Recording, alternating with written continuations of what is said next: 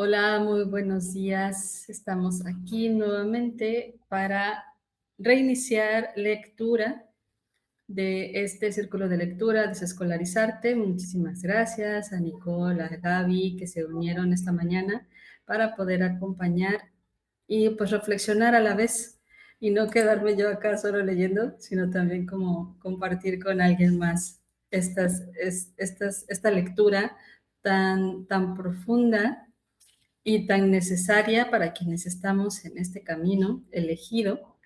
Y yo voy a confesar que solo lo he leído como por párrafos, no lo he leído completito de inicio a fin, así que me encantará irlo redescubriendo con ustedes. Sí ven la pantalla bien, ¿verdad? ¿Se ve claro? Ok, bien. ¿Les parece inicio lectura como de unos 15 minutos continuos? Y ahí ya a ver hasta dónde llego y compartimos, ¿vale? Gracias. Voy a parar tantito el video porque estos días he tenido un poco de fallas con el internet, entonces si paro el video, así ayudo a que el sonido siga. Ok. La sociedad desescolarizada de Iván Illich, México 1985. Índice. ¿Por qué debemos privar de apoyo oficial a la escuela? Fenomenología de la escuela. Ritualización del progreso. Espectro institucional. Compatibilidades irracionales. Tramas de aprendizaje. Renacimiento del hombre epimeteico. Introducción. Debo a Everett Reimer el interés que tengo por la educación pública. Hasta el día de 1958, en que nos conocimos en Puerto Rico, jamás había yo puesto en duda el valor de hacer obligatoria la escuela para todos. Conjuntamente, hemos llegado a percatarnos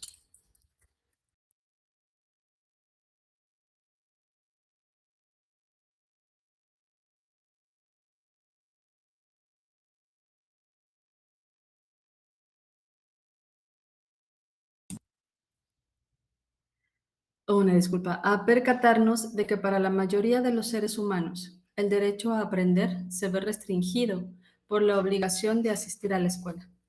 Desde 1966 en adelante, Valentina Borremans, cofundadora y directora del CIDOC, Centro Intercultural de Documentación de Cuernavaca, organizó anualmente 2 seminarios alrededor de mi diálogo con Reimer. Centenares de personas de todo el mundo participaron en estos encuentros. Quiero recordar en este lugar a 2 de ellos que contribuyeron particularmente a nuestros análisis y que en el entretiempo Augusto Salazar Bondi y Paul Goodman. Los escritos para el boletín CIDOC Informa y reunidos en este libro se desarrollaron a partir de mis notas de seminario. El último capítulo contiene ideas que me surgieron después acerca de conversaciones con Erich Fromm en torno al Mutterrecht de Bischoffer. Durante estos años, Valentina Borremans constantemente me urgía a poner a prueba nuestro pensar enfrentándolo a las realidades de América Latina y de África. Este libro refleja el convencimiento de ella respecto de que no solo las instituciones, sino el ethos de la sociedad deben ser desescolarizados. La educación universal por medio de la escolarización no es factible. No sería más factible si se la intentara mediante instituciones alternativas, construidas según el estilo de las escuelas actuales. Ni unas nuevas actitudes de los maestros hacia sus alumnos, ni la proliferación de nuevas herramientas y métodos físicos o mentales, en el aula o en el dormitorio. Ni, finalmente, el intento de ampliar la responsabilidad del pedagogo hasta que englobe las vidas completas de sus alumnos dará por resultado la educación universal. La búsqueda actual de nuevos embudos educacionales debe revertirse hacia la búsqueda de su antípoda institucional. Tramas educacionales que aumenten la oportunidad para que cada cual transforme cada momento de su vida en un momento de aprendizaje, de compartir, de interesarse. Confiamos en estar aportando conceptos necesarios para aquellos que realizan tales investigaciones a grandes rasgos sobre la educación y asimismo para aquellos que buscan alternativas a otras industrias de servicio establecidas. Me propongo examinar algunas cuestiones intrigantes que se suscitan una vez que adoptamos como hipótesis el que la sociedad puede desescolarizarse. Buscar pautas que puedan ayudarnos a discernir instituciones dignas de desarrollo por cuanto apoyan el aprendizaje en un medio desescolarizado y esclarecer las metas personales que ampararían el advenimiento de una edad del ocio. Skole, opuesta como tal a una economía dominada por las industrias de servicio. Iván Illich, Ocotepec, Morelos, enero de 1978. Denme por favor un par de minutitos y en un momento regreso.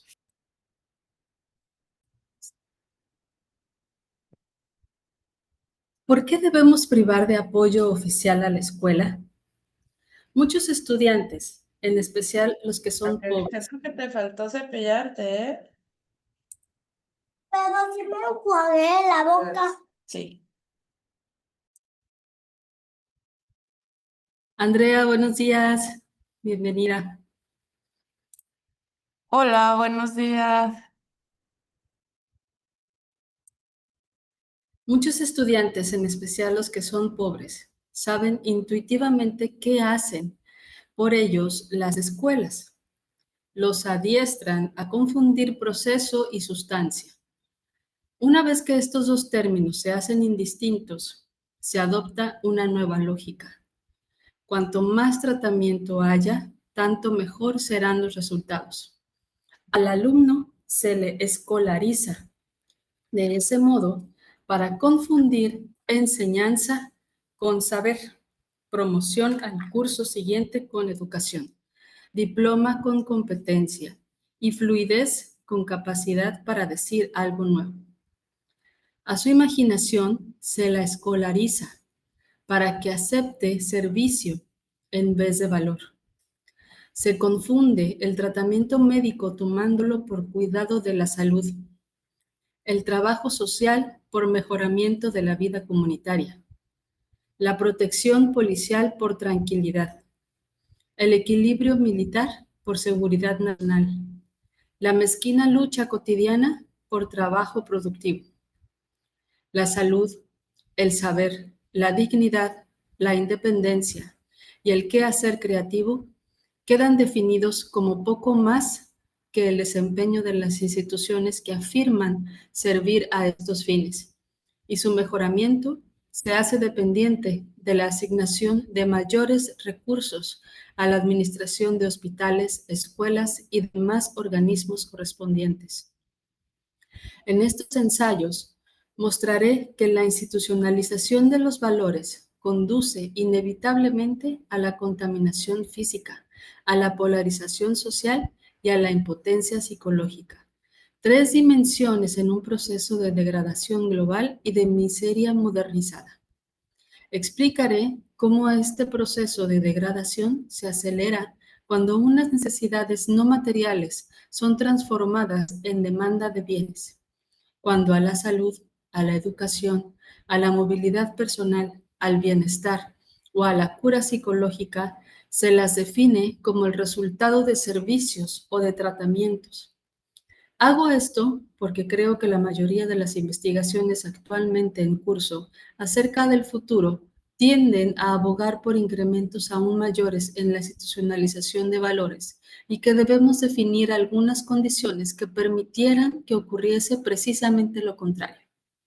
Precisamos investigaciones sobre el posible uso de la tecnología para crear instituciones que atiendan a la acción recíproca, creativa y autónoma entre personas y a la emergencia de valores que los tecnócratas no pueden controlar sustancialmente.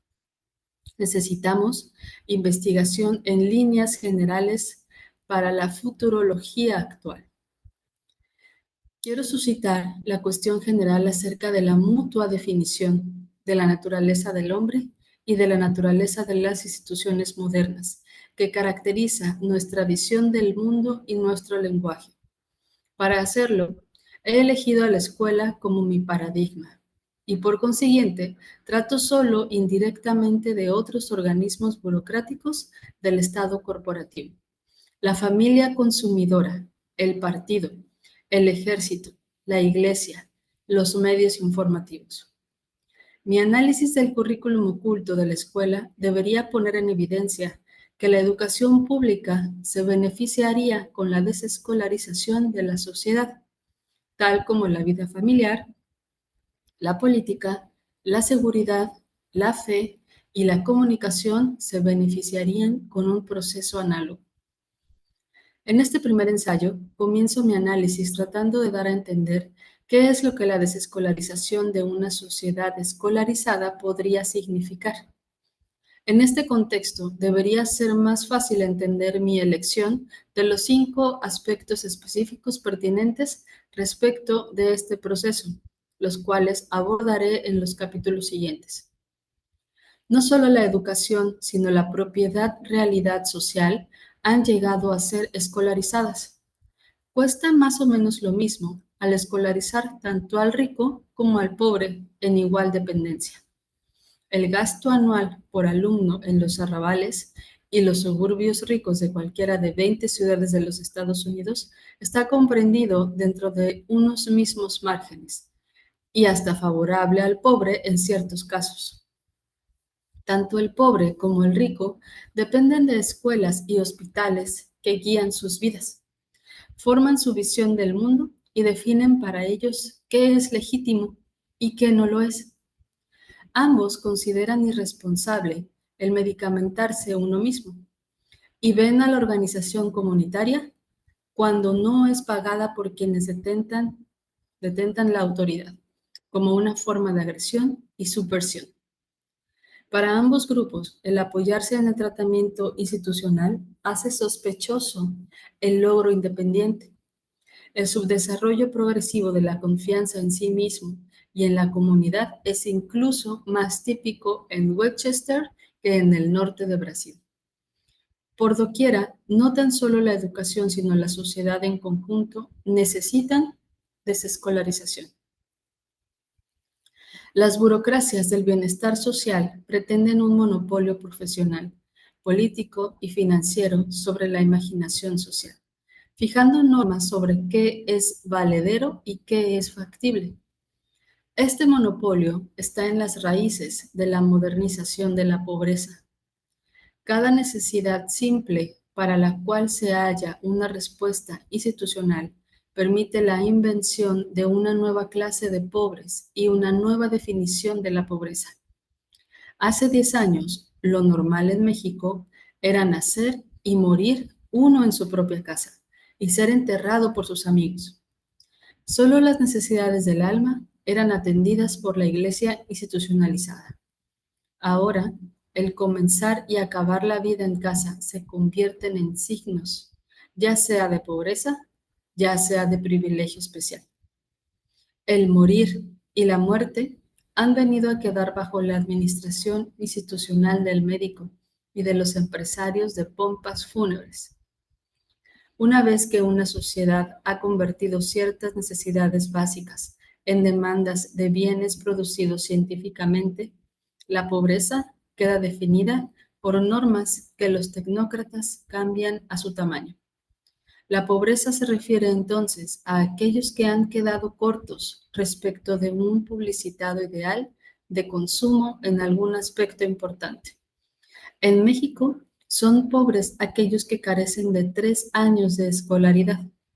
En Nueva York, aquellos que carecen de 12 años. Los pobres han sido socialmente impotentes. El apoyarse cada vez más en la atención y el cuidado institucionales agrega una nueva dimensión a su indefensión, la impotencia psicológica, la incapacidad de valerse por sí mismos. Los campesinos del altiplano andino son explotados por el terrateniente y el comerciante. Una vez que se asientan en Lima, llegan a depender, además, de los jefazos políticos y están desarmados por su falta de escolaridad. La pobreza moderna conjuga la pérdida del poder sobre las circunstancias con una pérdida de la potencia personal. Esta modernización de la pobreza es un fenómeno mundial y está en el origen del subdesarrollo contemporáneo. Adopta aspectos diferentes, por supuesto, en países ricos y países pobres. Probablemente se siente más intensamente en las ciudades estadounidenses. En parte alguna se otorga un tratamiento más costoso a la pobreza. En ninguna otra parte el tratamiento de la pobreza produce tanta dependencia, ira, frustración y nuevos requerimientos. Y en ninguna otra parte podría ser tan evidente que la pobreza, una vez modernizada, ha llegado a hacerse resistente al tratamiento con dólares tan solo y que requiere una revolución industrial. Institucional. Hoy en día, en los Estados Unidos, al negro y hasta el cosechero sin trabajo fijo pueden aspirar a un nivel de tratamiento profesional que habría sido inconcebible hace 2 generaciones y que a la mayoría de la gente del tercer mundo le parece grotesca. Por ejemplo, los pobres de los Estados Unidos pueden contar con un vigilante escolar que lleve a sus hijos de vuelta a la escuela hasta que lleguen a los 17 años, o con un médico que les remita a una cama de hospital que cuesta $60 diarios, el equivalente al ingreso de 3 meses para la mayor parte de la gente en el mundo. Pero ese cuidado los hace solo más dependientes de un tratamiento ulterior y los hace cada vez más incapaces de organizar sus propias vidas en torno a sus propias experiencias y recursos dentro de sus propias comunidades. Los estadounidenses pobres están en una posición singular para hablar acerca del predicamento que amenaza a todos los pobres de un mundo en vías de modernización. Están descubriendo que no hay cantidad alguna de dólares que pueda eliminar la destructividad inherente de las instituciones de bienestar social. Una vez que las jerarquías profesionales de estas instituciones han convencido a la sociedad de que sus servicios son moralmente necesarios. Los pobres de los núcleos urbanos centrales de los Estados Unidos pueden demostrar con su propia experiencia la falacia sobre la que está constituida la legislación social en una sociedad escolarizada. William O. Douglas, miembro de la Suprema Corte de Justicia, hizo la observación de que la única manera de establecer una institución es financiarla. El corolario es asimismo verdadero. Solo al desviar los dólares que ahora afluyen a las instituciones que actualmente tratan la salud, la educación y el bienestar social, podrá detenerse el progresivo empobrecimiento que ahora proviene del aspecto paralizante de las mismas. Debemos tener esto presente al evaluar los programas de ayuda federales. A modo de ejemplo, entre 1965 y 68, en las escuelas de Estados Unidos se gastaron más de $3,000 millones para compensar las desventajas de unos 6 millones de niños. Al programa se le conoce por el nombre de Title I, artículo 1.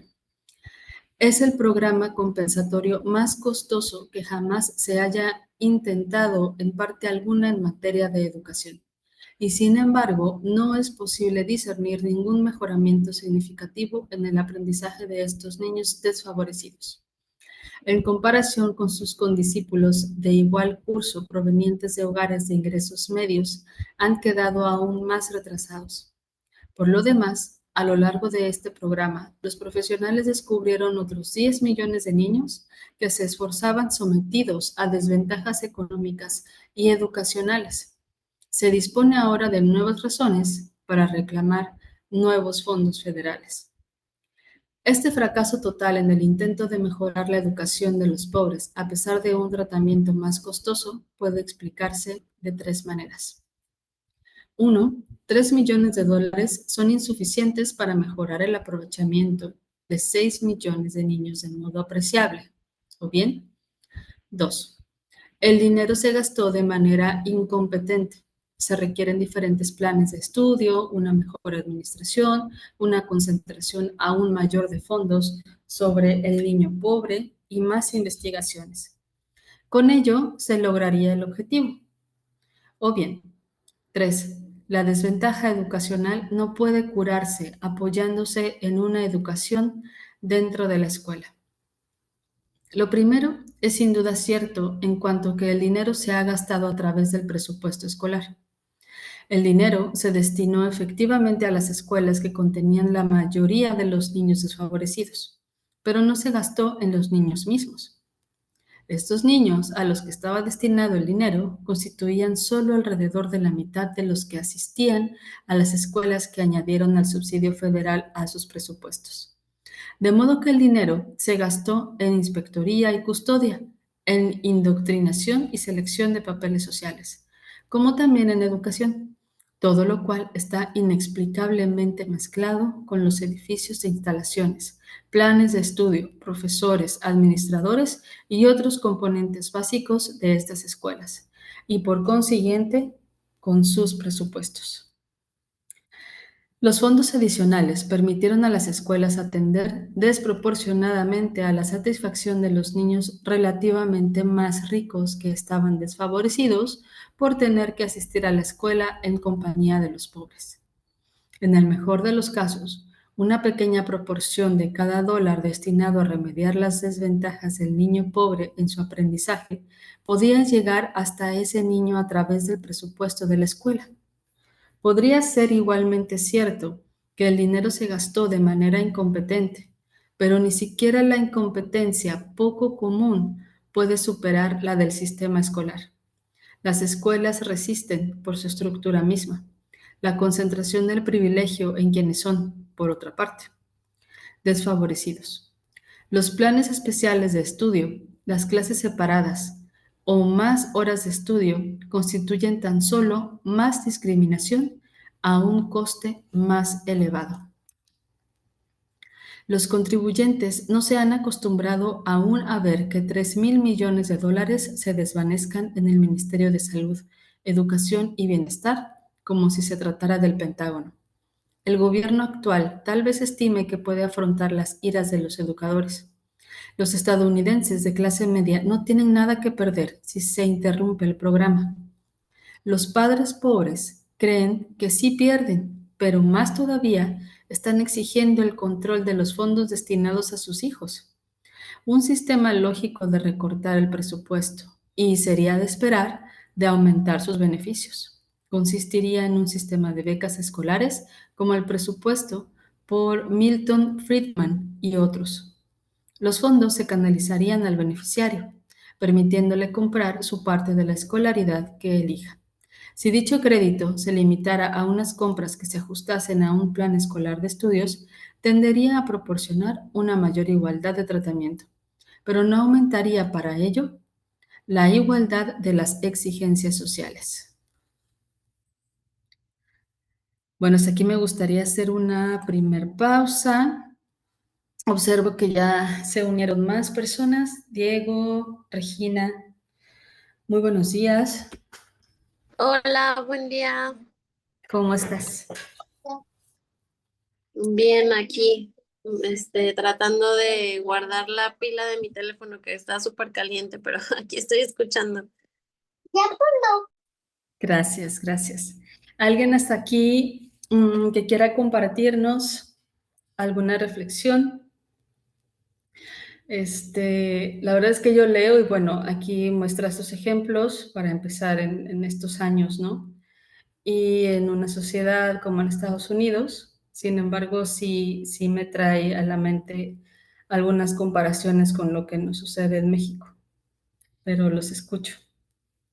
Hola, ¿me pueden escuchar? Sí, claro. Hola, chido. Hola a todos, todas. Buenos días. Feliz de poder unir esta vez. Y la verdad también no leí todo el documento, pero yo tomé una formación en línea de Ágil hace un par de años con Educa Cambiando y los textos de él eran parte del curso. Entonces logré a tocar un poco de su contenido antes, pero este resumen o este documento que compartieron está impresionante. Yo la verdad acabo de leer anoche y hoy en la mañana, creo que los primeros 15 páginas, un poco más, y la neta me tiene muy emocional porque, bueno, primero que nada, siento que, bueno, quizás con ustedes pasa mucho también. Son cosas que yo creo en mí y veo y observo y sé. Y a escuchar a una persona, un intelectual o un adulto por ahí hace décadas, validar lo que yo sé que es cierto de esos sistemas, estas formas de manipular, de crear una sociedad, es muy poderoso, porque por eso, ¿no? O sea, yo puedo decir que yo creo en eso y yo sé, pero a escuchar algo más, hace muchos años decir lo mismo en una forma muy elegante, una forma muy clara, es, se me está moviendo mucho en mí. Um, También algo que lo que acabas de leer es un poco como, me da un poco de, no de tristeza, quizás nostalgia tampoco es la palabra, pero eso de leer los textos de antes, de hace 50, 60, 80 años, y ve que todavía no ha cambiado, eso sí me mueve mucho también. Hoy en día, bueno, primero me encantó que él logra jalar de sociedades distintas, de culturas diferentes, ¿no? En sus ejemplos leves, habló de los de allá en Perú y en México y en Estados Unidos y luego habla de España y es algo muy importante porque creo que podemos ir muy reducidos con nuestra perspectiva porque vivimos en México, porque vives en cualquier lado y solo vivimos lo que sabemos, ¿verdad? Pero a poder ampliar y ver que todos los sistemas modernos que han creado para hacer eso, escolarizar la sociedad, son iguales. También me movió mucho el primer parte de texto que está, ¿cómo se dice? Que él está eh, nombrando que que la escolarización no es solo de educación, es todos los sistemas de la sociedad. Y eso me hizo un clic también, que es justo lo que sé y lo que veo, pero no tenía lenguaje para decirlo. O sea, escolarizar sí no tiene nada que ver con aprender, ¿verdad? Y es algo sistematizado. Y algo también, perdón, estoy hablando mucho, pero me mueve mucho el hablar y el ver y el dirigir conceptos de la pobreza.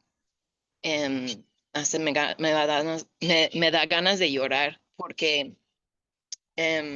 vivimos muchos, si no todas aquí, en una cierta pobreza económica por la forma que escogimos vivir, crear nuestros hijos, em, ser freelancers, hacer lo que nos gusta. em, y esa realidad de que estemos en una pobreza, pues nos impacta nuestro ser, nuestra forma de ver nuestras vidas, que si estamos haciendo bien o no, que podemos sobrevivir o no, que qué parte del sistema nos hace, o sea, todo eso, ¿no? Y en realidad es una ilusión, es una manipulación corporativa, sistematizada y nos hace, o sea, la verdad sí nos hace mal vivir bajo de esa nube que no estamos haciendo bien. Bien como él dijo, lo que acabas de leer, ¿no? Si automedicalizamos, estamos mal. Si vivimos fuera del sistema, todos esos temas, ay, qué bueno que me llegó el texto hoy porque es cierto, o sea, y más claro, yo que vengo de Estados Unidos, justo estoy en Estados Unidos ahorita un par de semanas, wow, es grave ver que lo de sistema médico es igual del sistema educativo. O sea, si no vas a todas las citas, si no estás al 100 con todas las cosas que te dicen que hay que hacer actualización del dentista, o sea, podría hablar de horas de ese tema, pero gracias, Ana, gracias por compartirlo, gracias por abrir un diálogo. O sea, la verdad, eso podría llevar horas ¿cómo se dice? Como taking apart el texto ese. Y Desmenuzando. Ajá. eso, exacto. La verdad, a poder verlo, yo siento, nosotras todas que estemos en esta comunidad de allá, a poder verlo en contexto global, que no es solo educación, o sea, no, al contrario, allá es todo lo demás y educación va ahí también, que es sistematizar todo y siento que a tener ese respaldo con ese texto y todo lo que es más allá de la manera de pensarlo, es muy, muy crítico ahorita, es muy importante. Nos ayuda a defender nuestras creencias, a seguir adelante con nuestra familia sin la pena, sin la culpa, que no, o sea, y esos temas de pobreza y, y bueno, sí, todo eso es bastante, bastante importante, siento yo. Y sí, agradecidísima. También, por último, es muy interesante que habla de en los 60 del falla del sistema educativo en Estados Unidos, porque hoy en día, en 2025, hay muchas cosas pasando aquí en el sistema. Hay un tema asquerosa de tecnología dentro del sistema educativo pública que es horrible. Hay muchas partes del fundamento de fundación del sistema que se está rompiendo, que se ve que fue mal manejo, que fue corrupción, o sea, en un nivel grande y no se habla mucho con todos de eso, pero en realidad es poder tomar un paso atrás y decir, mira, en los 60 nos están diciendo ese señor y seguro muchos más que no estaba bien y mira dónde estemos, ¿no? O sea, hay concesiones de Coca-Cola en todos lados, están todos los componentes de lo que es un sistema escolar que según es el mejor ejemplo del mundo, pero nada que ver, o sea, la verdad es un asco y y eso, gracias. Qué bonito escucharte, no, no para nada que hables mucho. Además, es como por todas las veces pendientes que no viniste, sí. Tienes todo el tiempo y el micrófono para ti. Gracias, gracias, Nicole. ¿Alguien más de los que están por acá? ¿Les gustaría abonar?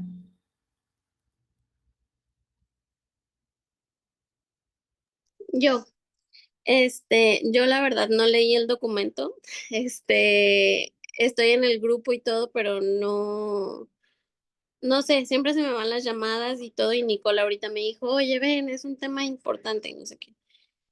Y, o sea, pues sí, está muy loco porque justo todos estos días he estado pensando como en ese sentimiento de, ay, no, o sea, soy pobre, no tengo ahorros, no tengo un salario fijo, no tengo un carro, o sea, todas esas cosas que pues realmente, obviamente sí me hacen sentir mal y al mismo tiempo, pues como dices, Nicolás, es una ilusión que es algo que todo el mundo, porque están tan metidos en el sistema, ahorita estoy viviendo en España, o sea, aquí es como una polaridad, ¿no? O sea, está la gente que vive en el campo y que hace homeschool y on-school y tienen escuelas padrísimas en el bosque y hay gente que vive en sus campers y que viven completamente fuera del sistema, pero hay la otra polaridad que toda la gente, la mayoría, pues está tan metida en el sistema, o sea, como dices, Nicole, de que tienes que ir al centro de salud y ponerte todas las vacunas y que el niño y que cuánto está creciendo, ay, no, no creció 1 centímetro, pues entonces está mal, o, ay, corre mucho, pues tiene, no sé, es hiperactivo y autismo, no sé qué, o sea, todo está en una caja que pues realmente, o sea, ese sentido de pobreza, pues obviamente a veces sí digo, ay, no manches, o sea, estoy mal, o sea, estoy criando a mi hijo con carencias, o yo estoy viviendo pues mal porque soy freelance y ahorita no tengo proyectos, pero pues ahorita sí, o sea, no sé, como que todo eso y pues el otro día una chica que conocí me decía, bueno, pero ¿es tu hijo o es hijo del sistema? Y yo, bueno, pues sí es cierto, o sea, ¿lo estoy criando yo o estoy haciendo todo lo que el sistema me dice? Y pues, o sea, realmente para mí ha sido este año muy difícil porque ha sido mucho, pues, como yo estar fuerte en mis creencias y en lo que quiero y no hacerle caso al sistema, pero es tan fácil caer en eso, o sea, es como, ah, no, pues sí, chin, igual y sí lo vacuno porque pues qué miedo, o no, pues igual y sí que ya empiece a escribir porque pues no se vaya a atrasar.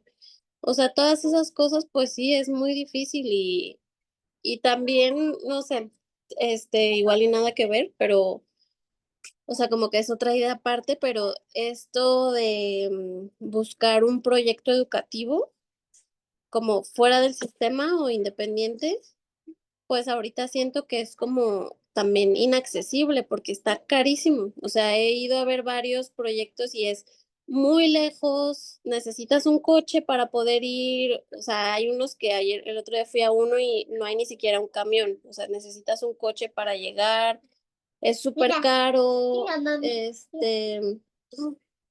no, Ander. Es súper caro, hay varios proyectos, pero la mensualidad son casi 14,000 pesos al mes, entonces yo digo, ay, no, pues entonces si soy pobre, o sea, ¿qué pedo? Para educar a mi hijo como yo quiero, pues entonces tengo que tener más dinero o cómo, ¿no? Entonces sí, como que estos días sí me dio para abajo, pues eso, ¿no? De que dije, bueno, entonces si quiero una educación fuera del sistema, pues entonces tengo que subir mi nivel de, o sea, ¿cómo se dice? Mi nivel de dinero, ¿no? De en el banco, un salario, o sea, mi estatus social, no sé cómo se diga, pero sí, o sea, ser un clase media. O sea, ahorita estoy como clase baja, pero pues realmente no, o sea, también ves pues, no sé, como otro tipo de pobreza más real, ¿no? O sea, mucha gente en la calle, drogadictos, o sea, gente, pues, o sea, no sé, ya en otro plano de que eso sí es pobreza para mí, ¿no? O sea, es gente que, pues, no sé, o sea, no es por juzgar ni nada, pero sí como yo no estoy como en una clase social baja, sino que pues, o sea, está como volteado, ¿no? Entonces, o sea, no sé, como que sí ha sido un poco conflictuante para mí porque digo, bueno, pues necesito un coche, otra casa, un salario, entonces todo eso, pues sí, como que ha sido mucho de pensar estos días, pero también pues me siento muy agradecida de poder escucharlas hoy y saber que justo pues no soy la única que se siente así y voy a leer el documento porque sí se me hace como interesante eso que dices, Nicole, de que hace 50 años pues ya había todo esto también, ¿no? Y todo estas, ¿cómo se dice? Como reflexiones o pruebas de que pues el sistema educativo como es no funciona y que seguimos así, ¿no? O sea, ya hay más alternativas y todo, pero también pues no es tan accesible. Entonces, pues ya, nada más quería compartir eso. Muchas gracias. Qué linda, gracias, gracias por la confianza de abrirte en este espacio con nosotras. Gracias. Y pues definitivamente sí, es un reto y es un constante estarnos centrando, ¿no? Y es un constante estar buscando esas personas que nos ayudan a eso, a regresar a nuestro centro, a que digo, a decir, ok, sí, o sea, sí estoy bien, sí voy por buen camino. Nadie dijo que iba a ser fácil, pero mm, te escuchaba, ¿no? De que comprarme un carro, meterme a un empleo, cambiar de casa. Todo esto, o sea, estás siendo capaz de cambiar todo un modo de vida que ya tu hijo conoce. únicamente para llevarlo a cierto lugar, donde nadie te garantiza que realmente sea para su máximo bienestar. Entonces, ahí es donde vamos otra vez a ver, espérate, ¿qué estoy pensando? ¿No?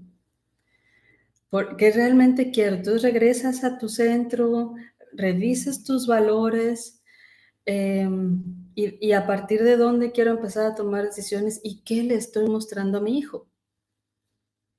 ¿Qué sí está obteniendo de este estilo de vida? Y ahí, y poner en balanza, poner en balanza. Esto a mí me ayuda. A mí me ayuda porque no, nadie dijo que fuera fácil, pero tener a personitas cerca que nos ayuden a continuar ahí es bien valioso. Muchas gracias por compartir. ¿Alguien más? Si no, para continuar lectura. Gracias. A ver, voy a apagar mi camarita porque hace rato ahí como que se cortaban, entonces igual era yo. Así que voy a apagar la cámara.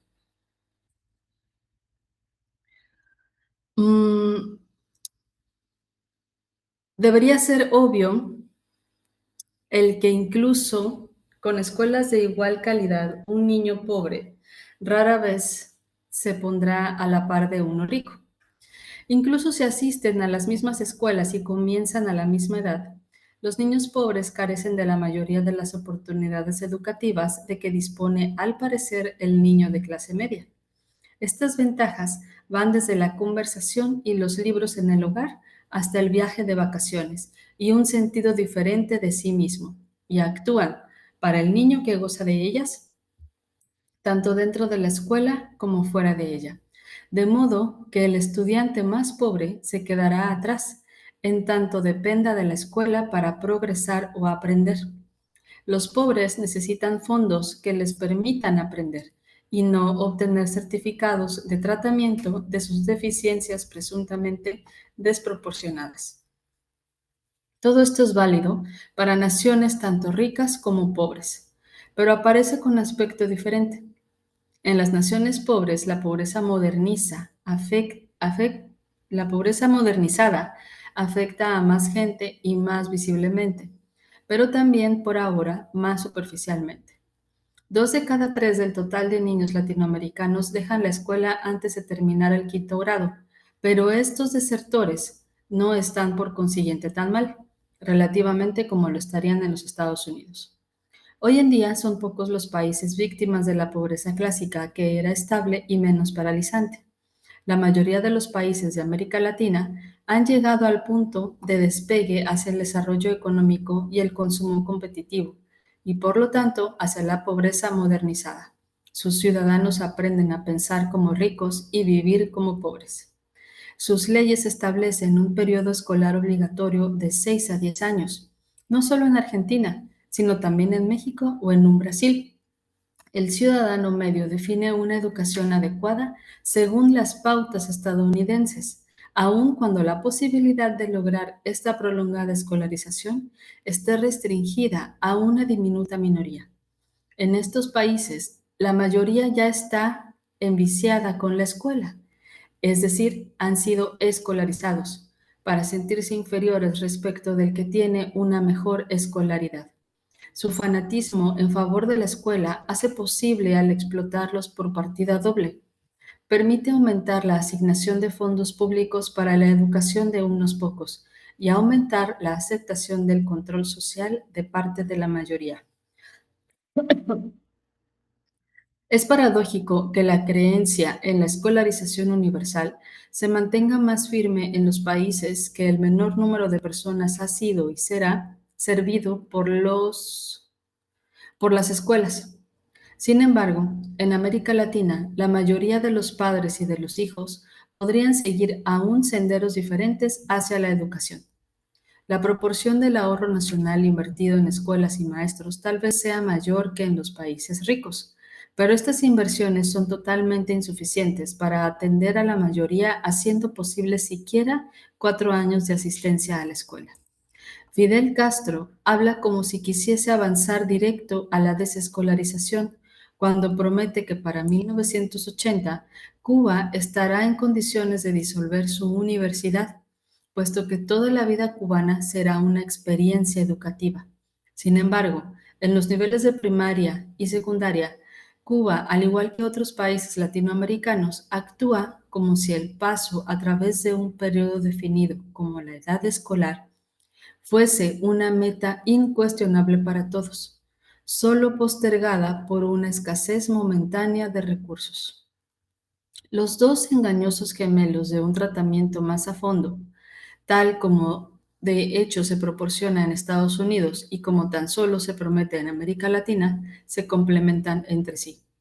Los pobres del norte están siendo tullidos por el mismo tratamiento de 12 años cuya carencia marca a los pobres del sur como irremediablemente retrasados.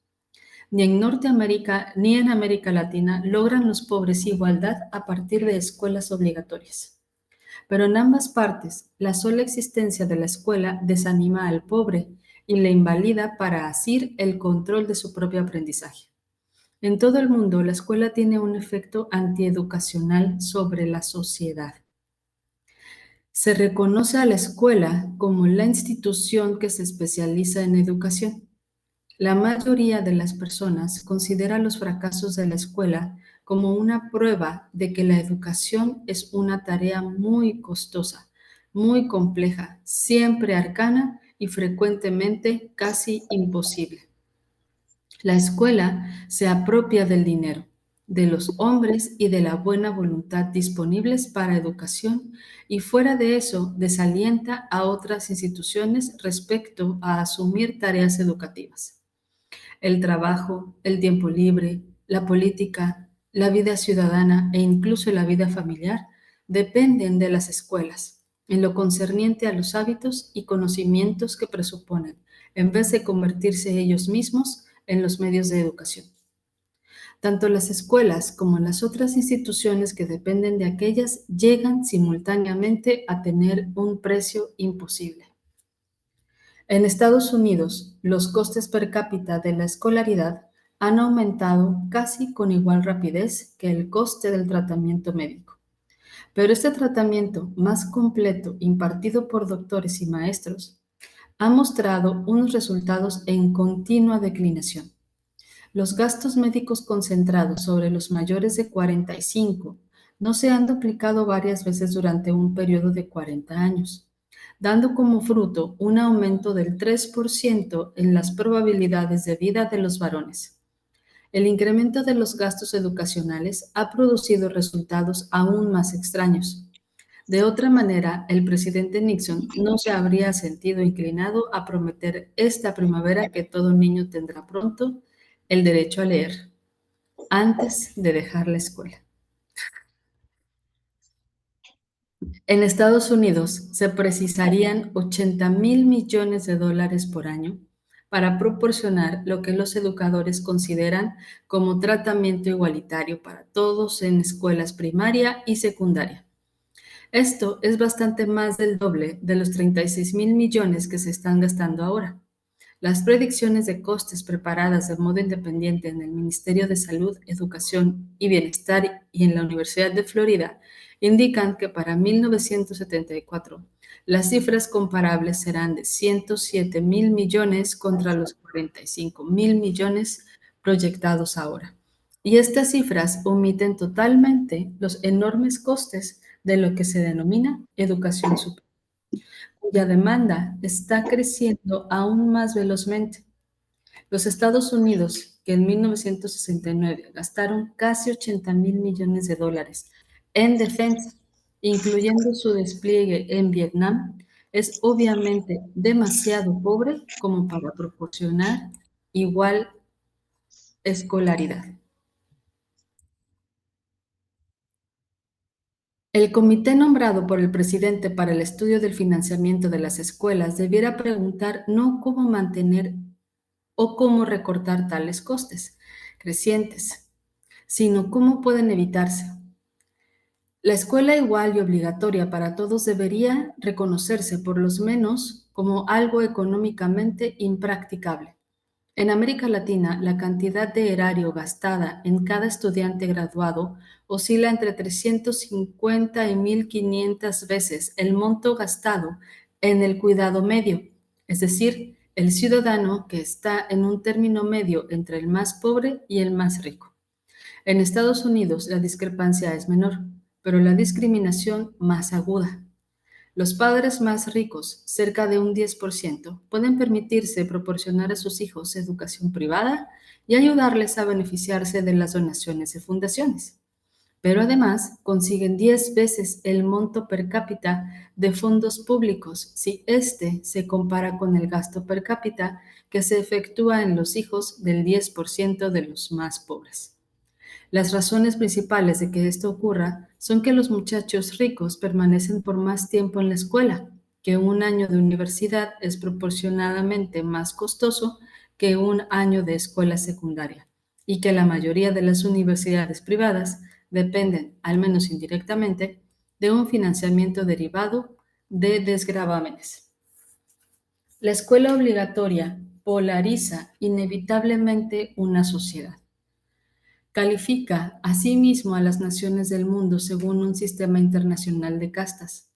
A los países se los califica como castas cuya dignidad la determina el promedio de años de escolaridad de sus ciudadanos, tabla de calificación que se relaciona íntimamente con el Producto Nacional Bruto per cápita y es mucho más dolorosa.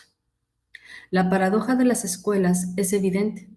El gasto creciente hace aumentar su destructividad en su propio país y en el extranjero. Esta paradoja debe convertirse en tema de público debate.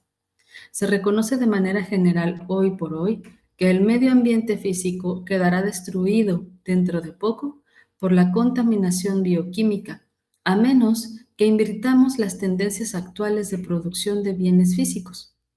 Debería reconocerse asimismo el que la vida social y personal están igualmente amenazada por la contaminación del Ministerio de Salud, Educación y Bienestar, subproducto inevitable del consumo obligatorio y competitivo del bienestar.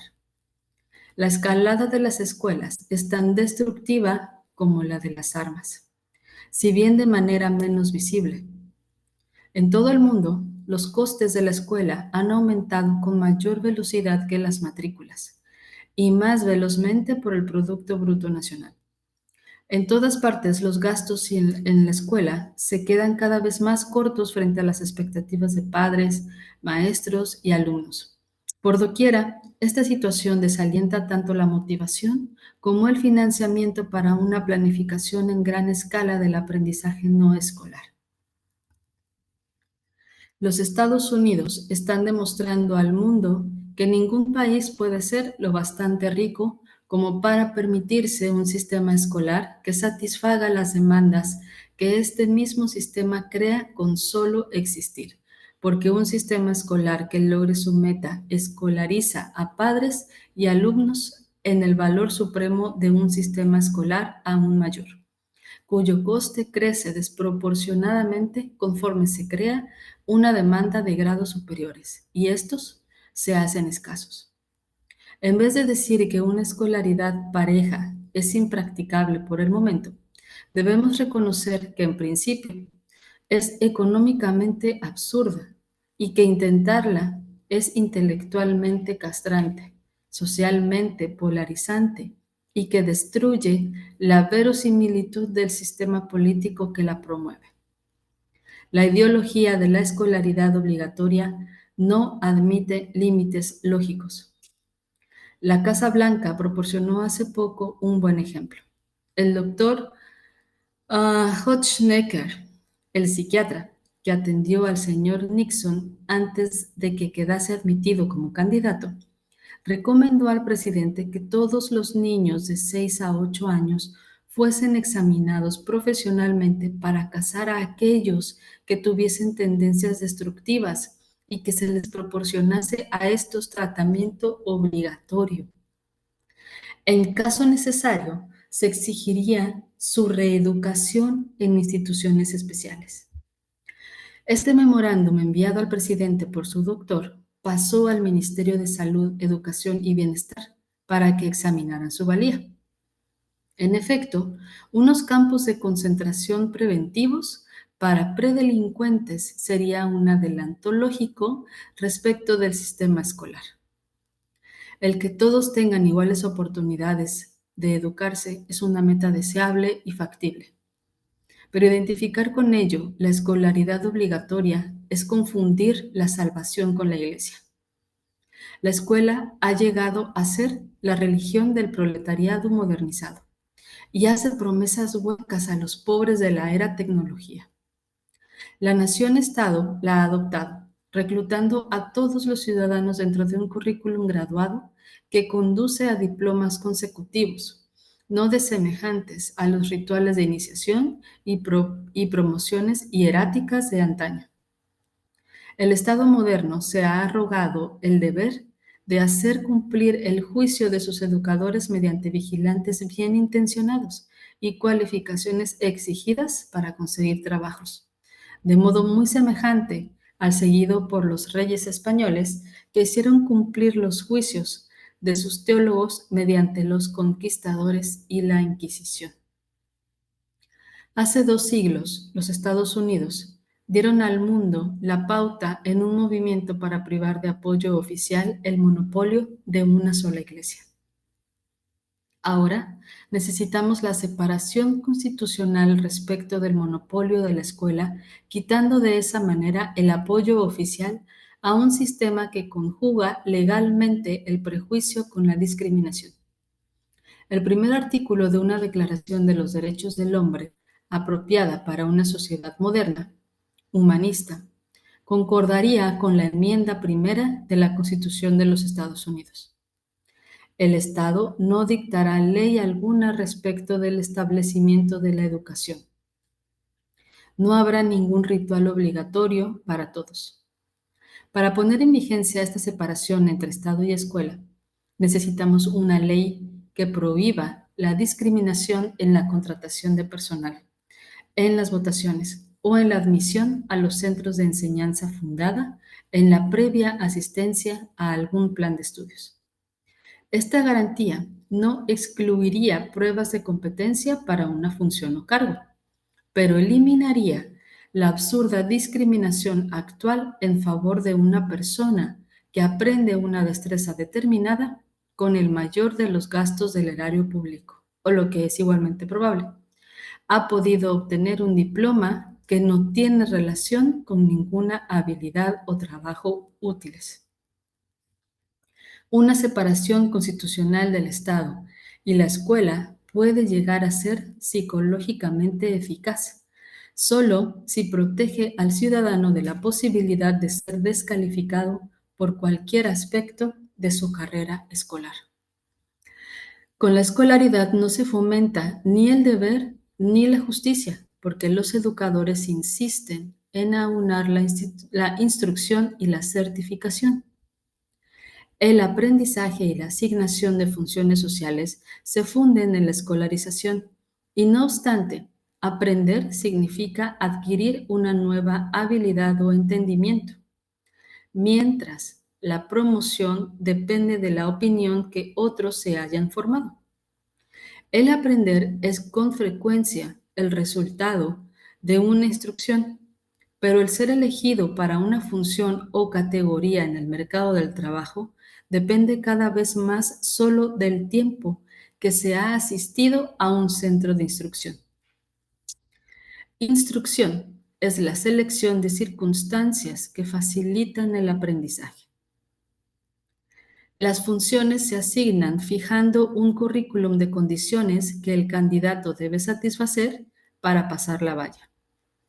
La escuela vincula la instrucción, pero no el aprendizaje, con estas funciones. Esto no es ni razonable ni liberador. No es razonable porque no liga unas cualidades o competencias sobresalientes a las funciones por desempeñar, sino el proceso mediante el cual se supone que habrán de adquirirse dichas cualidades. No libera ni educa, porque la escuela reserva la instrucción para aquellos cuyos pasos en el aprendizaje se ajusten a unas medidas aprobadas de control social. El currículum se ha empleado siempre para asignar el rango social. En ocasiones podía ser prenatal. El karma le adjudica a uno a determinada casta y el linaje a la aristocracia. El currículum podía adoptar la forma de un ritual de ordenaciones sacras y secuenciales, o bien podía consistir en una sucesión de hazañas guerreras o cinegéticas, o bien las promociones ulteriores podían depender de una serie de previos favores regios. La escolaridad universal tenía por objeto el separar la adjudicación de funciones de la historia personal de cada cual. Se ideó para dar a todos una oportunidad igual de obtener cualquier cargo. Aún ahora muchos creen erróneamente que la escuela asegura el que la confianza pública dependa de unos logros sobresalientes en el saber. Pero en vez de haber igualado las posibilidades, el sistema escolar ha monopolizado su distribución. Para separar la competencia del currículum, debe convertirse en tabú toda indagación acerca del historial de aprendizaje que cada persona, tal como las indagaciones acerca de su afiliación política, su asistencia a la iglesia, linaje, hábitos sexuales o antecedentes raciales. Deben dictarse leyes que prohíban la discriminación basada en una previa escolaridad. Evidentemente, las leyes no pueden impedir el prejuicio contra el no escolarizado, ni se pretende con ellas obligar a nadie a casarse con una autodidacta, pero pueden desaprobar la discriminación injustificada. Otra gran ilusión en que se apoya el sistema escolar es aquella de que la mayor parte del saber es el resultado de la enseñanza. La enseñanza puede, en verdad, contribuir a ciertos tipos de aprendizaje en ciertas circunstancias, pero la mayoría de las personas adquieren la mayor parte de su conocimiento fuera de la escuela, y cuando este conocimiento se da en ella, solo es en la medida en que en unos cuantos países ricos la escuela se ha convertido en su lugar de confinamiento durante una parte cada vez mayor de sus vidas. Lo principal del aprendizaje sobreviene casualmente e incluso el aprendizaje más intencional no es el resultado de una instrucción programada.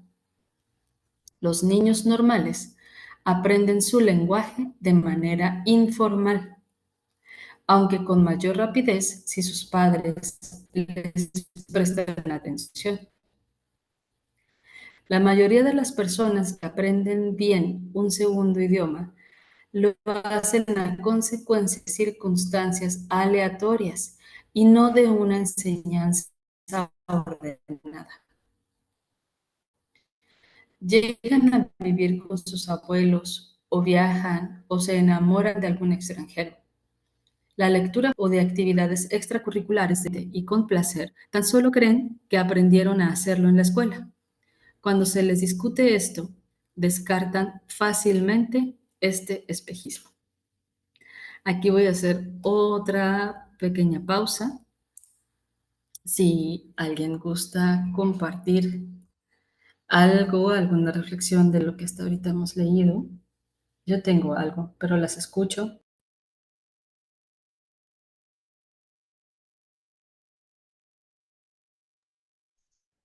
Yo tengo algo también, pero si a alguien más le gustaría compartir antes, ¿no? A mí lo que me resonó mucho, bueno, que me salta de esa parte, es el linkeo del sistema del gobierno, de lo que sea que queremos llamarlo, con la educación, que en realidad se convierta en algo que no es opcional, ¿no? Y ayer vi un documental sobre le dicen escuelas residenciales en Canadá que existían antes, residential schools, que en realidad eran cárceles para niños indígenas, pero así logrado, mientras que te escuchaba leer, Ana, pues es un poco similar al sistema público, ¿no? O sea, la educación, bueno, quizás en el tiempo que él escribió este texto no era tan, pero hoy en día en muchos estados de Estados Unidos es ilegal hacer homeschooling, o si no ilegal, te hacen muy difícil que logras validar que no estén en una escuela. Muchas familias tienen que pelear contra eso. O sea, es un tema, ¿no? Que se convierta en algo como criminal, tan en el de educación con el no. Y es irónico porque en esas palabras se está compartiendo y según la teoría original, dijeron, es educación para todos, ¿no? Todos tienen derecho a. Luego, voltearlo acá en México, que hoy en día es un tema de educar en casa, y si no tienes el cédula de SEP, que no puedes sacar pasaporte para tu hijo, o sea, todas esas cosas que te imponen y reglas que te hacen muy difícil hacer educación sin escolarizar. Se ve que en realidad lo que pusieron, pues no era algo como con el bienestar de las familias y los ciudadanos en mente, ¿verdad? Y esa parte que leíste de que era, fue que, ahí se me fue, que ay no, se me fue otra vez, está bien, luego recuerdo, pero sí, muy interesante. um, Como nos planteaban que es para todos y es libre educar, así es un derecho para nosotros, pero en realidad no. O sea, en realidad ha convertido en otra cosa, ¿no? Y sí, creo que es lo que quería compartir. No, ese texto al presidente de que, si los niños vamos a revelar si ellos tienen algún problema un día o no, luego si es así, le vamos a poner en un hogar o sea, todas esas cosas te hace ver que es paralelo al sistema de cárcel, al sistema de unidad, el sistema eh, bueno, gracias. Gracias, Nicole. Sí, ¿nos podrías compartir ese documental que viste? Fíjate que en esta serie, Anne with an E, que está en Netflix, ahí en los últimos capítulos, en la zona donde ellos viven, es como en la frontera de Estados Unidos con Canadá. Y entonces llegan este sistema, el gobierno, a instalar estas escuelas para los nativos. Y entonces lo que hacían era que iban a los asentamientos y se llevaban a todos los niños, niñas de cierta edad para abajo para quererlos escolarizar, adoctrinar, bla, bla, bla. Pero realmente era eso, era como una cárcel, no les daban de comer, los golpeaban, etcétera.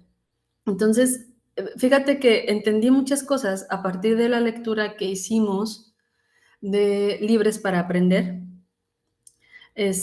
porque ahí viene también una explicación súper amplia de cómo llegamos a este punto en el sistema educativo, cómo llegamos a que tuviera tanto poder para manipular lo que podemos y no podemos aprender y a dónde podemos acceder y no.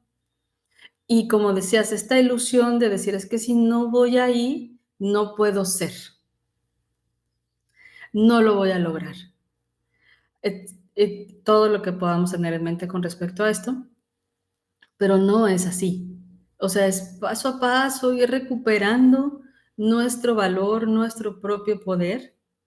Y lo que menciona el autor, a mí me dio una risa cuando dijo que el presidente Nixon estaba por cuidar, ¿no?, este derecho a la lectura.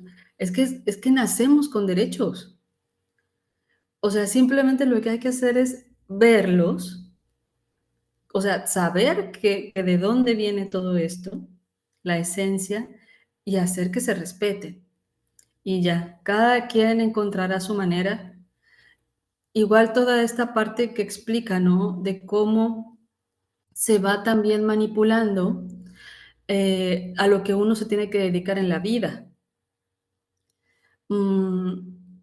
Cuando obedece más a algo más profundo. Pero bueno, es parte, también cuando empiezo con todos estos textos y que me quiero ir así a la rebeldía, también entiendo que es parte de una evolución en la humanidad. Entonces, pues bueno, también dejar que sucedan cosas es parte del proceso como humanidad. ¿Alguien quiere continuar leyendo? Ah, gracias. Aquí está la liga. El tal es grave, la verdad, les digo el antes, o sea, sí es difícil verlo, es triste, pero es importante saber que eso existe y no fue hace tanto tiempo que ese programa en Canadá está corriendo, o sea, yo creo que ni 30 años. Entonces, pues sí, es totalmente importante, pero es también muy ligado con lo que él compartió de la iglesia y del sistema educativo, porque, bueno, ahí sí es un ejemplo extremo, pero a la misma quizás es más normal que queremos pensar, ¿no?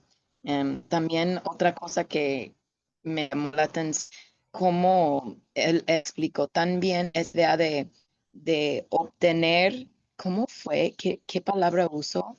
O sea, es instrucción y cumples un cierto nivel de instrucción y te da el certificado. Y eso quiere decir que ya lograste a cumplir el talento y el aprendizaje a tal grado que vas a ser profesional en ley o profesional en... Y qué curioso cuando lo ves así, porque sí, claro, es eso. Podrías mucha tranza para lograr a que me califique a cierta cosa, para obtener mi certificado, era no decir, y me van a cambiar en eso y en profundamente los va a sumar. Qué cosa, ¿no? Cuando es así, bueno, lo lees así, es como, claro, es justo lo que es, pero en realidad, ¿por qué no? O sea, ¿eso qué tiene que ver? Y sí, qué curioso. Gracias. Sí, sí, así es. Eso es lo que ocurre.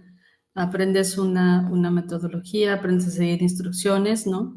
Y luego ya si uno no puede seguir instrucciones, nos canalizan porque, porque está mal, algo está mal, porque no sigue instrucciones.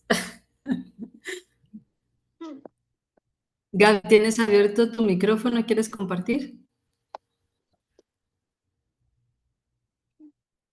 Oh, no, es que así entró, me sacó la de sala. Ok, listo. Andaba escuchando muy cortada a Nicole, por eso apagué mi video, porque les digo que ando acá con temas de conexión. Entonces, bueno, vamos a continuar.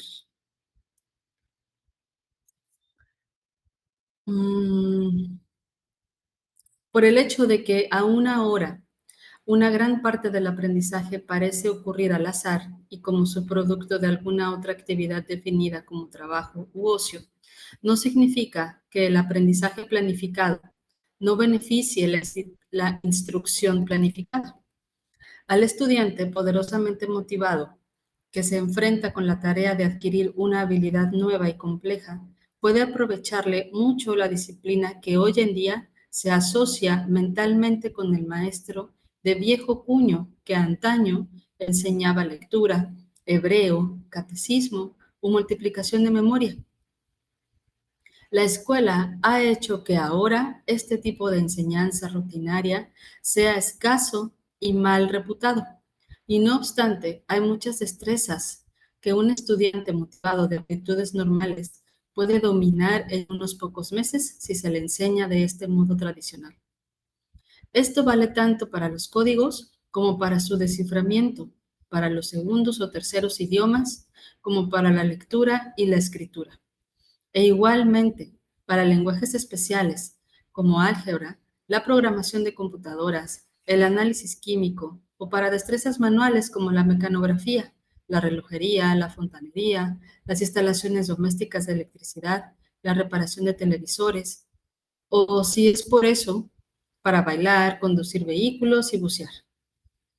En algunos casos, el ser aceptado en un programa de aprendizaje dirigido a una determinada habilidad podría presuponer competencia en alguna otra habilidad, pero ciertamente no se haría depender del proceso mediante el cual se hubieran adquirido tales habilidades previas requeridas.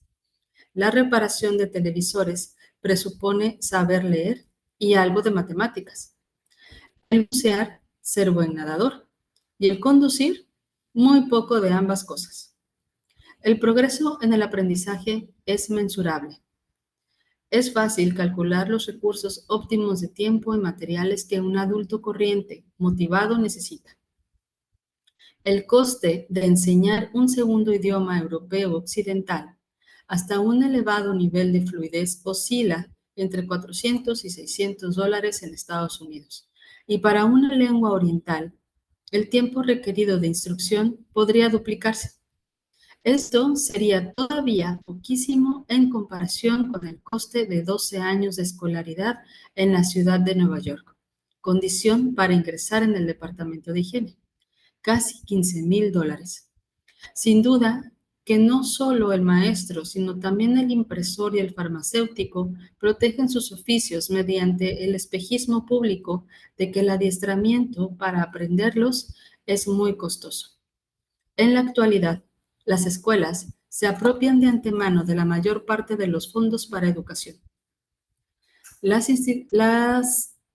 instrucción rutinaria, que cuesta menos que una escolarización comparable, es ahora un privilegio de quienes son lo bastante ricos como para pasarse por alto las escuelas, y de aquellos a quienes el ejército o las grandes firmas les proporcionan un adiestramiento en el trabajo mismo. En un programa de desescolarización progresiva para Estados Unidos, en un comienzo habría escasez de recursos para el adiestramiento rutinario, pero finalmente no habría impedimento alguno para cualquiera que en cualquier momento de su vida quisiese elegir una instrucción entre centenares de habilidades definibles y a cargo del Estado.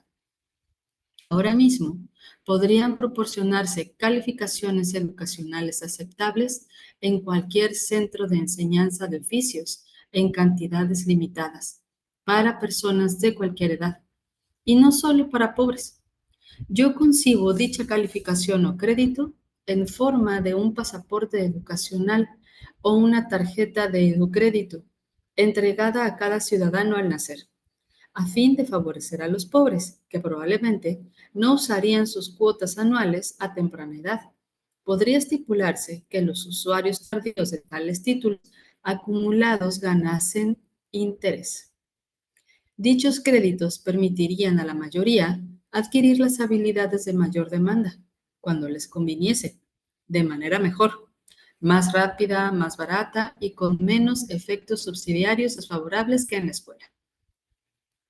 Los profesores potenciales de destrezas o habilidades nunca siguen siendo escasos por largo tiempo, pues por una parte, la demanda de una habilidad crece solo al ponerse en práctica en una comunidad, y por otra, un hombre que ejerza una habilidad puede también enseñarla. Pero actualmente, aquellos que usan una habilidad que está en demanda y que precisan un profesor humano tienen estímulos negativos para compartir con otros estas habilidades. Esto lo hacen ya que sean maestros que monopolizan las licencias, ya sea sindicatos que protegen sus intereses gremiales, unos centros de enseñanza de oficios o habilidades a los que los clientes juzgarán por sus resultados, y no por el personal que empleasen o por el proceso que utilizasen. Habrían oportunidades insospechadas de trabajo, frecuentemente incluso para aquellos que hoy se consideran inempleables. Verdaderamente, no hay motivo para que tales centros no estuviesen en un lugar mismo de trabajo, proporcionando el patrono y su personal tanto la instrucción como trabajos a quienes eligiesen el utilizar sus créditos educacionales de esta manera. En 1956 se suscitó la necesidad de enseñar rápidamente español a varios centenares de maestros, trabajadores sociales y curas de arquidiócesis de Nueva York, de modo que pudiesen comunicarse con los puertorriqueños. Mi amigo Jerry Morris anunció en español por una radioemisora que necesitaba hispanohablantes nativos que viviesen en Harlem. Al día siguiente, unos 200 adolescentes se alineaban frente a su oficina y entre ellos eligió 4 docenas, muchos de ellos desertores escolares. Los instruyó en el uso del manual de instrucción del Instituto del Servicio Exterior de los Estados Unidos para español, concebido para el uso de lingüistas con licenciatura, y al cabo de una semana sus profesores se manejaban solos, cada uno de ellos a cargo de 4 neoyorquinos que quería hablar el idioma. En el plazo de 6 meses se había cumplido la misión. El cardenal Spellman podía afirmar que tenía 127 parroquias, en cada una de las cuales había por lo menos 3 miembros de su personal que podían conversar en español. Ningún programa escolar podría haber logrado iguales resultados.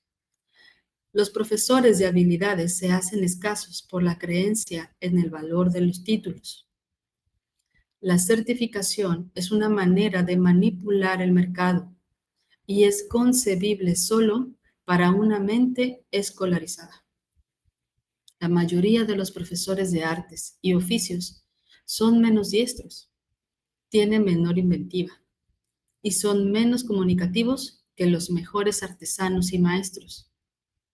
La mayoría de los profesores del castellano o de francés de bachillerato no hablan esos idiomas con la corrección con que lo harían sus alumnos después de un semestre de rutinas competentes.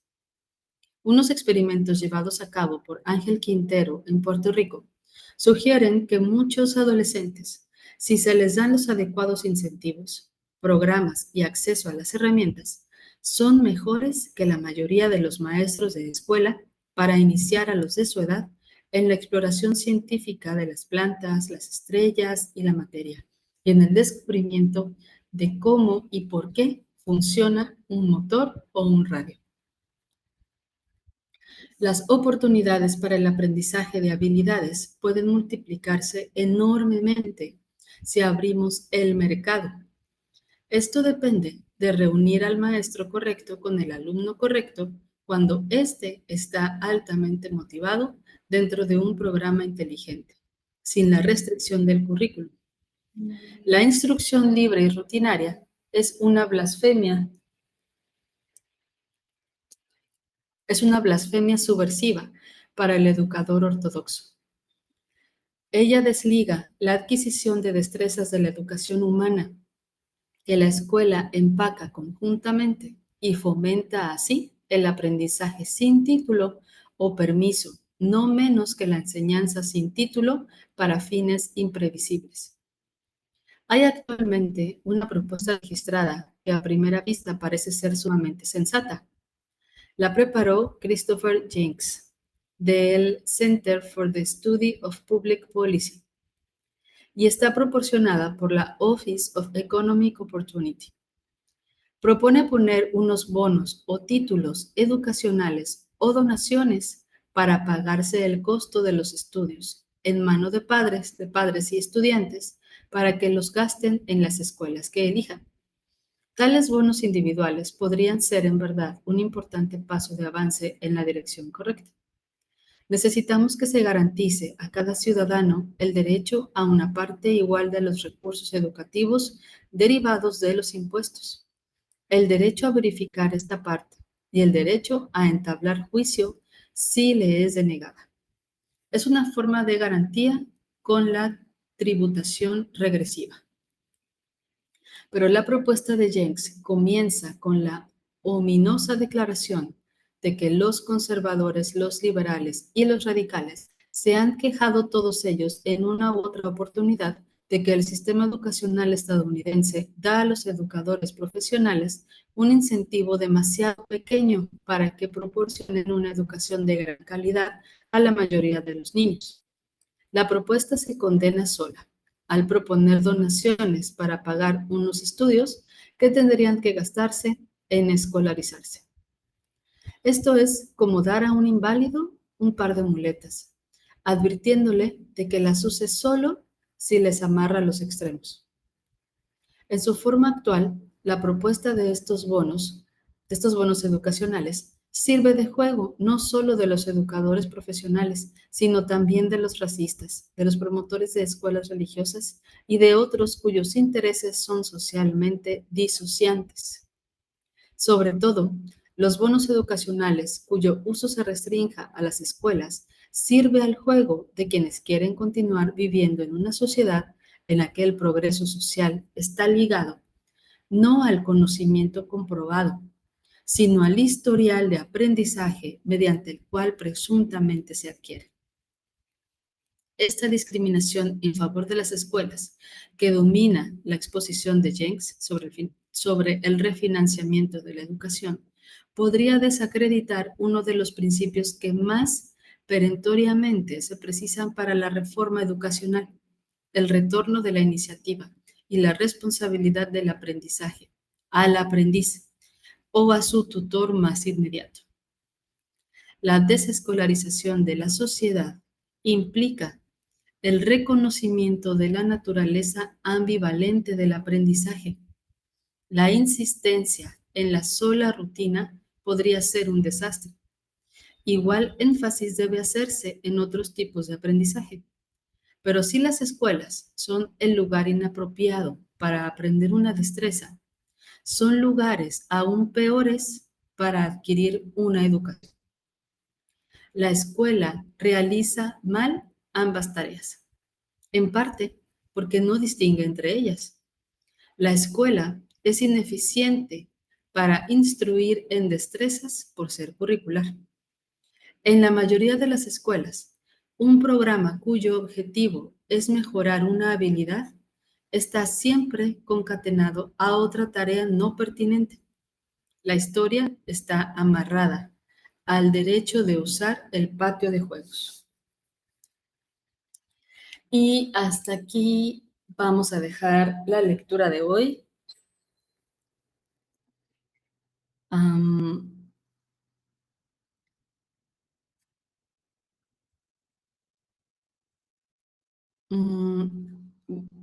Este cierre me pareció como una de las partes más resaltadas de esta lectura, ¿no? No sé, me movió mucho y me hace recordar algunas escuelas, de hecho, porque claro que están surgiendo varias con propuestas distintas, donde quizá permitan explorar más el juego, metan algunos talleres, ¿no? Con esta parte como de tecnología, de robótica, o se vayan más por la parte del arte. Sin embargo, sigue habiendo esta parte de instrucción y de que todos tienen que hacerlo, quieran o no quieran. Entonces, las habilidades de los niños no pueden ser primero reconocidas. No hay espacio para ver dónde hay otra habilidad de los niños y las niñas. Y además, darles el espacio para que las pongan en práctica. para que se desarrollen, para que evolucionen, etc. Entonces, esto es lo que hace el sistema, que no da libertad suficiente para la exploración, para la observación y para el desarrollo de las habilidades. Es cierto que sí hay muchas propuestas que quieren hacerlo distinto, sin embargo, al estar ligadas al sistema, tienen que hacer que los niños sigan el mismo camino todos. Sí, fíjate. Yo sabía que esta lectura me iba a dar, porque estamos trabajando en ciertas personas de la red ALC, precisamente en esta idea de desarrollar una pedagogía. Entonces, retomar este texto me hace volver a preguntarme si realmente quiero una pedagogía.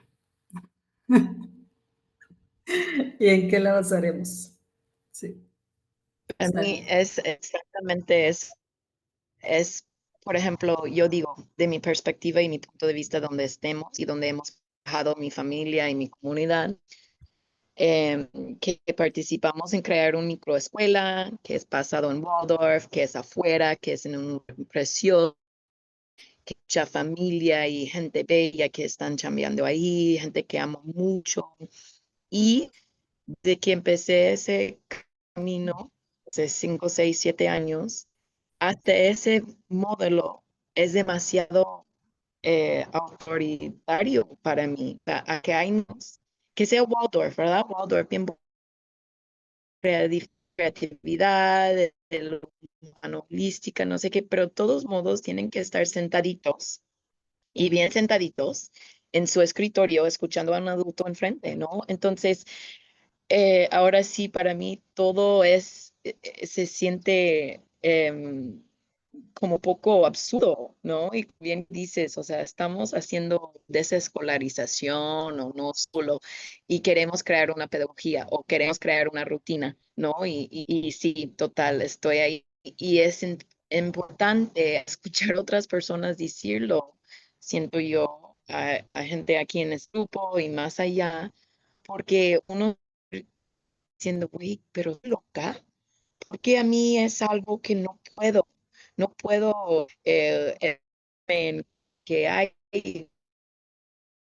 tener un auto enfrente, pero ¿por qué necesitan estar sentaditos o no ponen atención? Pero mi hijo no aprende así, ¿por qué no pueden estar en el piso? Ya saben, o sea, y es eso, es justo eso, o sea, el escolarizarles es tal, es hablando, o sea, a la manera que es, que hay robótica, que hay acuarelas, que hay baile, que hay teatro, pero de todos modos quieren que estén en el mismo saloncito, en la misma manera, diciendo lo mismo, y es algo que, pues sí, cuando lo ves desde esa perspectiva, sí, se siente un poco absurda, ¿no? Pero bueno, creo que estemos muchas en el mismo. Gracias. Sí, sí, sí, sí. Y bueno, vuelvo a decir lo mismo, qué importante que tenemos material, que gozamos del acceso a la información y que contamos con estos grupos y que vamos formando nuestra red para darnos estas actualizaciones, estos reajustes, estos rediseños constantes. Muchas gracias. Gracias por haberse unido, por haber llegado, haber compartido. Alguien, Andrea, Gaby, Sara, que quieran dar una palabra para el cierre. Y si no, también está bien. Hola, yo tenía mucho tiempo queriendo leer a este autor. Solo lo había como leído en otros textos, pero no había tenido la oportunidad de leerlo a él directamente. Y, ay, me gusta mucho, sí, como que le da paz a mi alma, ver que hay conceptos que ni son tan nuevos y que definen lo que pienso, lo que creo, lo que quiero. ¿Qué más? Yo trabajé un tiempo en educación para adultos, que fue ahí donde como que me abrió el mundo de otros modelos educativos y de partir desde el reconocer los saberes y que el aprendizaje significativo va a ser cuando nos sirve, mm, no porque viene en un programa educativo. Este, entonces, sí, como aterrizar todo esto que de repente traigo en la mente, un poco caótico, sí, me da mucha paz.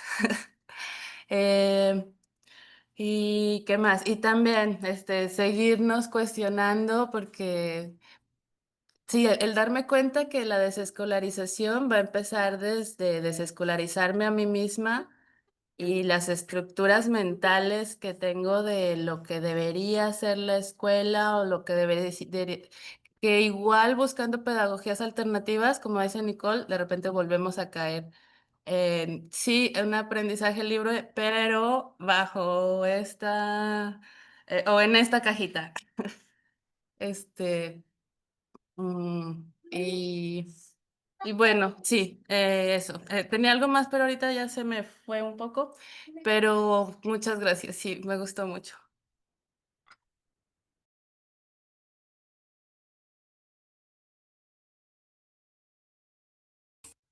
Muy bien. Gaby, ya para despedirnos.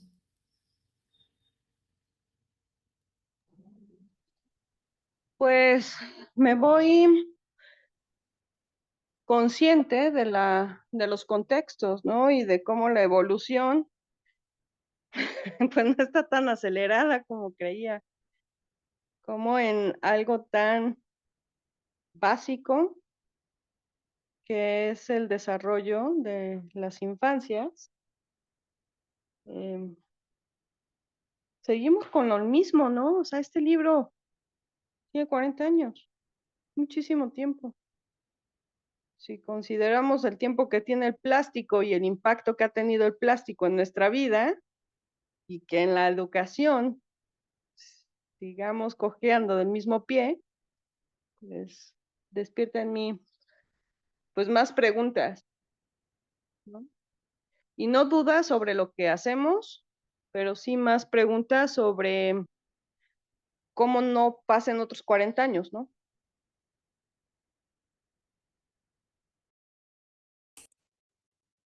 Absolutamente. Sí. ¿Cómo no? ¿Cómo hacer que no pasemos igual otros 40 años?